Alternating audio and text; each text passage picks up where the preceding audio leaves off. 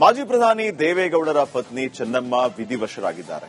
ದೇವೇಗೌಡರ ಜೀವನದುದ್ದಕ್ಕೂ ಚೆನ್ನಮ್ಮ ಸಾಥ್ ಕೊಟ್ಟಿದ್ರು. ಅವರು ಬದುಕಿ ಬಂದಂತಹ ಹಾದಿ, ಎದುರಿಸಿದ ಸವಾಲುಗಳು ಹೇಗಿತ್ತು, ಈ ಬಗ್ಗೆ ಒಂದು ವರದಿದೆ, ನೋಡ್ಕೊಂಬ.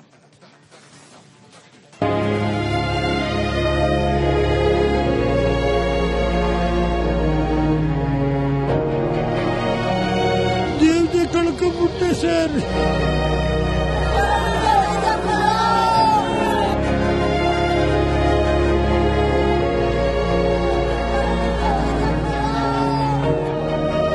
ದೇವೇಗೌಡರ ರಾಜಕೀಯ ಜೀವನದಲ್ಲಿ ನೆರಳಿನಂತೆ ಹಿಂದೆ ನಿಂತು ಶ್ರೀರಕ್ಷೆಯಾಗಿದ್ದದ್ದು ಬೇರ್ಯಾರೂ ಅಲ್ಲ, ಅದು ಅವರ ಧರ್ಮಪತ್ನಿ ಚೆನ್ನಮ್ಮ. ಕಳೆದ 62 ವರ್ಷಗಳಿಂದ ರಾಜಕೀಯದಲ್ಲಿ ಸಕ್ರಿಯರಾಗಿರೋ ದೇವೇಗೌಡರು ಇಂದಿಗೂ ಆಕ್ಟಿವ್ ಪೊಲಿಟಿಷಿಯನ್.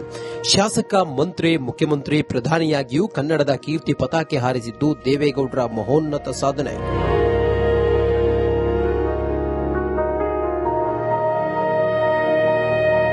ಇಂಥ ರಾಜಕೀಯ ಕುಟುಂಬದಲ್ಲೇ ಜೀವಿಸಿದ್ದ ಚೆನ್ನಮ್ಮ ಪತಿಯ ರಾಜಕೀಯ ಜೀವನಕ್ಕೆ ಬೆನ್ನೆಲುಬಾಗಿ ನಿಂತಿದ್ದರು. ಪತಿ ರಾಜಕೀಯ ಜೀವನದಲ್ಲಿ ಸದಾ ಬ್ಯುಸಿಯಾಗಿದ್ದಾಗಲೂ ಮಕ್ಕಳ ಲಾಲನೆ ಪಾಲನೆಯಲ್ಲಿ ತೊಡಗಿಸಿಕೊಂಡಿದ್ದ ಚೆನ್ನಮ್ಮ ಅವರ ಭವಿಷ್ಯಕ್ಕೊಂದು ಸುಂದರ ರೂಪ ನೀಡಿದವರು.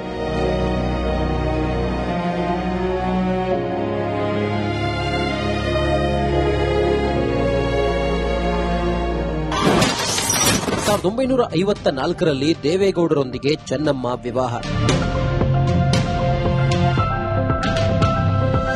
ಅಂದು 1954ರ ಇಸವಿ ಹಾಸನದ ಹರದನಹಳ್ಳಿಯ ಭತ್ತದ ಬೆಳೆಗಾರರಾಗಿದ್ದ ದೊಡ್ಡಗೌಡರ ಮಗ ದೇವೇಗೌಡರು ಚೆನ್ನಮ್ಮನವರೊಟ್ಟಿಗೆ ಸಪ್ತಪದಿ ತುಳಿದ್ರು. ಅಂದು ಗೌಡರ ಮನೆಗೆ ಬಂದ ಚೆನ್ನಮ್ಮ ಮುಂದೆ ಮುಟ್ಟಿದ್ದೆಲ್ಲ ಚಿನ್ನದಂತ ಕಾಲ. ಗುತ್ತಿಗೆದಾರರಾಗಿದ್ದ ದೇವೇಗೌಡರು 1962ರಲ್ಲಿ ಮೊದಲ ಬಾರಿ ಹೊಳೆನರಸೀಪುರದಿಂದ ಶಾಸಕರಾಗಿ ರಾಜಕೀಯ ರಂಗ ಪ್ರವೇಶಿಸಿದ್ರು. ಅಂದಿನಿಂದಲೂ ಪತಿಯ ಕನಸಿಗೆ ನೀರೆರೆದರು.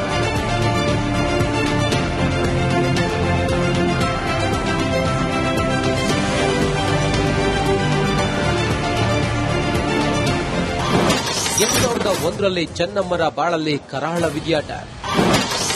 ದೇವೇಗೌಡರ ತಮ್ಮನ ಮಗನಿಂದಲೇ ಆಸಿಡ್ ದಾಳಿ. ಚೆನ್ನಮ್ಮರ ಅತ್ಯಂತ ಸರಳ ಜೀವನದಲ್ಲಿ ಅವತ್ತು ಕರಾಳ ಬಿರುಗಾಳಿ ಬೀಸಿತ್ತು.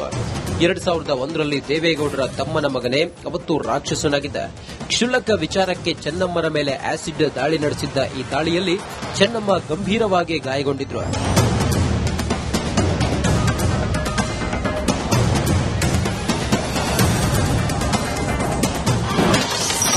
ಮಾಜಿ ಪ್ರಧಾನಿ ಪತ್ನಿ, ಮಾಜಿ ಸಿಎಂ ತಾಯಿ ಚೆನ್ನಮ್ಮ.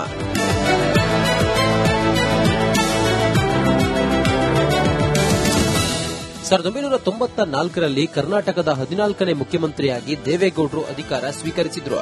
ಬಳಿಕ 1996ರಲ್ಲಿ ದೇಶದ 11ನೇ ಪ್ರಧಾನಿಯಾಗಿದ್ರು ದೊಡ್ಡಗೌಡರು. ಅಂದು ದೆಹಲಿ ವಿಮಾನ ಹತ್ತಿದ್ದ ಚೆನ್ನಮ್ಮನವರು ಪ್ರಧಾನಿ ನಿವಾಸದಲ್ಲೂ ಪತಿಯ ಅಚ್ಚುಮೆಚ್ಚಿನ ರಾಗಿ ಮುದ್ದೆ ಮಾಡಿ ಬಡಿಸಿದ್ದು ಗಮನಾರ್ಹ. ಇನ್ನು ಫೆಬ್ರವರಿ 4, 2006 ಅಂದು ತಮ್ಮ ಮಗ ಕುಮಾರಸ್ವಾಮಿ ರಾಜ್ಯದ ಮುಖ್ಯಮಂತ್ರಿ ಹುದ್ದೆಗೇರಿದ್ರು.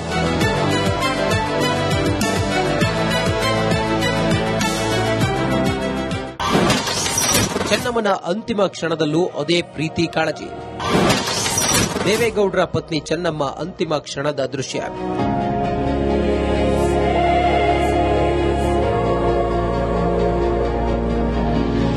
ವಯೋಸಹಜ ಕಾಯಿಲೆಯಿಂದ ಬಳಲುತ್ತಿದ್ದ ಚೆನ್ನಮ್ಮ ಅವರ ಪಕ್ಕದಲ್ಲಿ ವೀಲ್ ಚೇರ್ನಲ್ಲಿ ಕುಳಿತಿದ್ದ 93 ವರ್ಷದ ದೇವೇಗೌಡರು ಮಗುವಿನಂತೆ ತಮ್ಮ ಪತ್ನಿಯನ್ನ ಆರೈಕೆ ಮಾಡುತ್ತಿರುವುದನ್ನು ವಿಡಿಯೋ ಕಂಬನಿ ತರಿಸುವಂತಿದೆ.